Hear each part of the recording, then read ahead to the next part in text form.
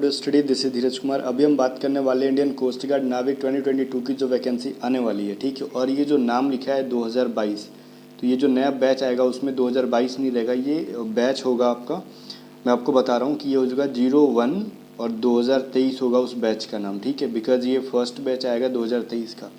अब लोग ये कैसे हो सकता है 2022 में 2023 का बैच कैसे आएगा, तो ऐसे ही चलता है। मैं आपको इसका जो है ना रिक्रूटमेंट साइकिल समझा देता हूँ अभी इस वीडियो के अंदर। और ये चीज़ ठीक है, जीडीडीबी तीनों यांत्रिकी आने वाली है, एग्ज़ाम कब हो जाएगा आपका, ये सभी चीज़ें मैं आपको बता दूंगा, ठीक है। नोटिफिकेशन कब होगा, कब से अप्लाई होगा, ऑफिशियली जो चीज़ें मैं आपको दिखा रहा हूँ।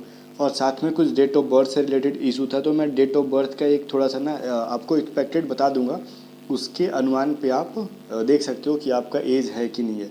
और जिस तरीके से ऑफिशियली ये लोग निकालते हैं उस तरीके से मैंने कैलकुलेट किया। देखो ऑफिशियली जब भी निकालते तो आप कैलकुलेट कर लेना, ऐसे इन्होंने लिखा होता है 18 साल से लेकर 22 साल तक के बच्चे जो अप्लाई कर सकते हैं। बाकी जो 3 साल 3 इयर्स और 5 इयर्स ओबीसी को 3 साल और एससी एसटी को जो है 5 इयर्स का जो है रिलैक्सेशन मिल जाता है इसमें एज में। बट यहाँ पे जो नोटिफिकेशन आती है तो काउंट करोगे तो लगभग वो 21 साल, ठीक है, 4 महीना कुछ ऐसे दिया रहता है लगभग में, वो पूरा जो है 22 साल नहीं देते हैं। जब आप देखोगे तो आपको समझ में आ जाएगा। लेकिन बट ये किस तरीके से काउंट करते हैं, देखो नोटिफिकेशन की जिस दिन आता है ना, अगर उस दिन के डेट से अगर आप कैलकुलेट करोगे तो उनका लास्ट डेट हो जाता है 21 ईयर 4 मंथ। फिर भी अगर समझ में नहीं आया तो आगे देखते रहो, मैं समझाने की कोशिश करूँगा आपको इस वीडियो में। बट इसके अंदर जो हम लोग बात करने वाले मेनली वो मैं आपको समझा दूँ। देखो जीडीडीबी यांत्रिक तीनों की जो है वैकेंसी कब तक आएगी उससे पहले मैं आपको समझाऊँ। देखो हर साल जो कोस्ट गार्ड की, इंडियन कोस्ट गार्ड, ठीक है, आईसीजी बोलते हैं इसको, जो 2 वैकेंसी आती है, तो जो एक दिसंबर में आता है और दिसंबर में आता है जो, तो जनवरी से अप्लाई होना शुरू हो जाता है। और एक आपका ना जून जुलाई के बीच स्टार्ट होता है। तो ये जो जून जुलाई वाला होता है ना, ये फर्स्ट बैच होता है। और जो दिसंबर में आज से आता है जो नोटिफिकेशन, जो कि जनवरी से अप्लाई होता है, वो सेकेंड बैच होता है, ठीक है। और वो सेकेंड बैच जो होता है लगता है कि हमें वो फर्स्ट बैच है, क्योंकि साल के स्टार्ट में हो रहा है। तो ये कन्फ्यूज़न ना रखना, जो साल के मिड में जो आता है ना, मिड में जैसे कि अभी जुलाई जून में जो वैकेंसी आती है ये आपका फर्स्ट बैच होता है। और मैं आपको क्लियर कर ही देता हूँ। चलो देखो आपका जो रिक्रूटमेंट साइकिल है ये जीडीडीबी यांत्रिक तीनों का है, क्योंकि तीनों एक ही साथ वैकेंसी आते हैं, अलग अलग तो आते नहीं है कि जैसे कि जीडी का अलग से आएगा, डीबी का अलग से आएगा। तीनों एक ही बार में आते हैं और कोई एक अप्लाई कर सकते हो आप तीनों में से। तो यहाँ पे फाइनली देखो, यहाँ पे जो लिखा हुआ है नीचे ऑफिशियली ये चीज़ डेटा है कि फर्स्ट बैच जो है जून जुलाई में आता है, ठीक है। और सेकंड बैच जो है वो नवंबर से दिसंबर में आता है, ठीक है। और डिले होके ये जनवरी तक पहुंचा ही देते हैं लगभग उसको, जो कि मार्च तक एग्ज़ाम लेते हैं ना। तो यहाँ पे देख लो, यहाँ पे ये जो चीज़ें हैं, तो अगर मैं बताऊँ इनका जो रिक्रूटमेंट साइकिल है उसके अकॉर्डिंग, तो जो आपका जो फर्स्ट बैच आने वाला है वो आपका यहाँ पे जुलाई लिखा हुआ है, ठीक है। तो जुलाई नहीं होगा, मैं आपको बता रहा हूँ यहाँ पे ये जून जुलाई होता है, ठीक है। जुलाई से फॉर्म भरना स्टार्ट हो जाता है, तो जो कि आपका जून के मिड, देखो मैं मिड कहूँ तो 15 जून से लेके 30, ठीक है, 30 जून के बीच में आपका जो है ना ये पता चल जाएगा कि नोटिफिकेशन आपका आ जाएगा, सब कुछ पता चल जाएगा। अभी ये चीज़ मैं नहीं बता सकता कि इस वैकेंसी में किसकी, जीडी की कितनी पोस्ट होगी, डीबी की कितनी पोस्ट होगी, यांत्रिक की कितनी पोस्ट होगी, ये चीज़ अभी कुछ भी क्लियर नहीं होता, ठीक है। बट ये जो डेट है इनका जो साइकिल है इससे पता चल जाता है कि आपका जो वैकेंसी आने वाला है जून के एंड तक आपका आ जाएगा, ठीक है। जो कि जुलाई से भले वो लोग अप्लाई करना स्टार्ट करें, बट जून के एंड तक तो आपको कैसे ही पता चल जाएगा, मतलब आपके पास टाइम है नहीं, ठीक है। और आपका स्टेज 1 रिटन टेस्ट जो है आपका सितंबर में ले लेते हैं वो लोग, ठीक है। सितंबर के महीने में आपका जितना भी कंप्यूटर बेस्ड टेस्ट होता है ना, जो ऑनलाइन एग्ज़ाम होता है इसमें, तो आपका वो सितंबर में हो जाना, ये तो फिक्स है 100%, ठीक है। और यहाँ पे जो है कोस्ट गार्ड, कुछ लोग कह रहे हैं कि जैसे कोस्ट गार्ड अभी असिस्टेंट कमांडेंट का जो आया हुआ था, ये तीनों मैंने बताया, जीडीडीबी यांत्रिक तीनों के लिए मैंने बताया, ठीक है। तो जो आपकी जो भी वैकेंसी आने वाली है जून जुलाई में, उसका एग्ज़ाम आपका सितंबर में हो जाएगा, ठीक है। और आपकी फॉर्म अप्लाई होना जुलाई से कैसे भी स्टार्ट हो जाएगी और जून में आपको ये नोटिफिकेशन मिल जाएगा। तो ऑलमोस्ट आपके पास कितने महीने जोड़ लो, ठीक है। तो आपके पास कितने महीने अभी आपके एग्ज़ाम में, तो जून जुलाई अगस्त और सितंबर, ठीक है, 4 महीने। और 4 महीने नहीं, ये 3 महीने और इसका 15 दिन ले लो, क्योंकि चलो ठीक है आप 15 दिन लेते हो ना, तो 3.5 महीने आपके पास है। तो 3.5 महीने या तो आप जीरो लेवल से प्रिपरेशन स्टार्ट कर रहे हो या फिर पहले से है रिवीजन कर रहे हो, आपको देख लेना है। और मैंने भी बताया था आपको प्रिपरेशन से रिलेटेड कि मैं आपको 1 जून से स्टार्ट करूँगा। बट देखो गाइज 1 जून से तो स्टार्ट कर दूंगा, बट फिर भी नोटिफिकेशन आएगा जहाँ तक मेरे स्टार्ट करने के 15 से 20 दिन बाद। और इस दौरान अगर आप एक्टिव नहीं रहे तो मैं बैचेस कम्प्लीटली बंद करूँगा, नोटिफिकेशन आने के बाद ही स्टार्ट करूँगा, भले आपका प्रिपरेशन कंप्लीट हो चाहे नहीं हो।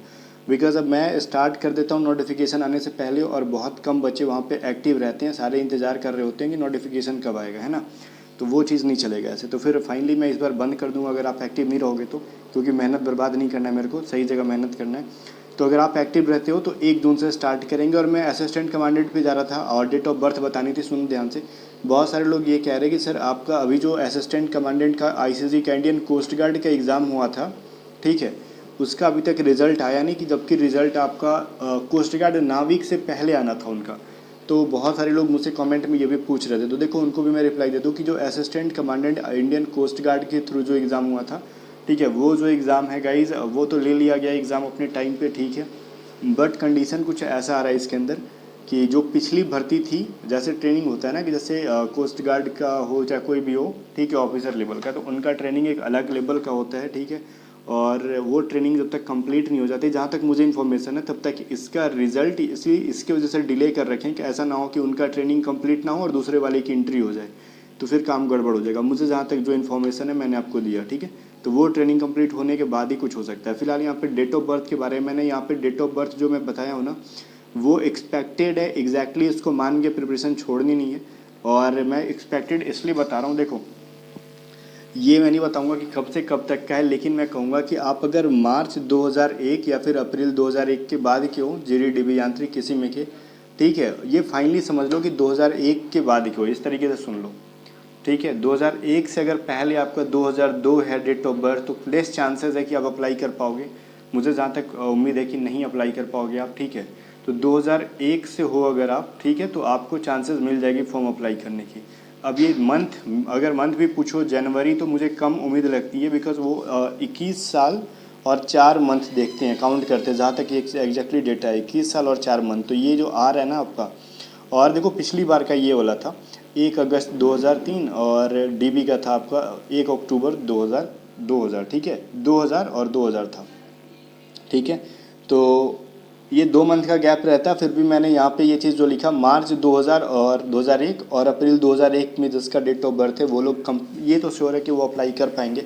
बट इससे पहले जो 2001 से पहले जिसका डेट ऑफ बर्थ है, जाए कि 2000 में हो, तो आप अप्लाई नहीं कर सकते। अगर यूआर कैटेगरी, ठीक है, मतलब जनरल कैटेगरी, या फिर आप ईडब्ल्यूएस कैटेगरी से हो तो फिर बोलोगे सर अगर ओबीसी से हैं तो ओबीसी से हो, अगर आपका ये जो डेट है बिल्कुल आप 22 साल कंप्लीट कर जाते हो, तो भी फिर भी आप कर सकते हो। आप 25 साल की उम्र तक आप फॉर्म को भर सकते हो, ठीक है। बिकॉज यहाँ पे 3 इयर्स का आप एज रिलैक्सेशन लगा के, ठीक है, आपको ओबीसी सर्टिफिकेट फॉर्म आने से पहले बनवा के रेडी करना होगा सेंट्रल गवर्नमेंट का। तो ये चीज़ें तैयार रखना, और जिसपे कि बार कोड हो, ठीक है। आपके ओबीसी जो है ना, आरओ लेवल, देखो पहले आरओ लेवल का बनता है, मैं अपने बिहार का बता देता हूँ, फिर आरओ लेवल के बाद एसडीओ लेवल बनता है, फिर डीएम लेवल का, जो फाइनल जो डीएम लेवल का आपका ओबीसी सर्टिफिकेट होगा यही वैलिड होता है, ठीक है। तो ये जो है, और बाकी जो ईडब्ल्यूएस जो लगाना चाहते हैं, तो ईडब्ल्यूएस जहाँ तक मुझे पता है कि वो शायद आरओ लेवल का ही बनता है, मुझे जहाँ तक पता है, ठीक है। ईडब्ल्यूएस के बारे में मुझे एग्जैक्टली पता नहीं है, तो आप इस लेवल तक जा सकते हो। तो फिलहाल यहाँ पे देख लो, अपना जो भी सर्टिफिकेट वगैरह बनाना है तो वैकेंसी आने से पहले का सर्टिफिकेट आपका होना चाहिए, वैकेंसी आने के बाद का कोई भी सर्टिफिकेट नहीं वैलिड होता है, ठीक है, डॉक्यूमेंट वेरिफिकेशन में। तो ये जो चीज़ें थी मैंने आपको बताई, और भी कोई अगर डाउट है तो कमेंट सेक्शन में पूछो, ठीक है। मिलते हैं नेक्स्ट वीडियो में, तब तक के लिए बाय बाय।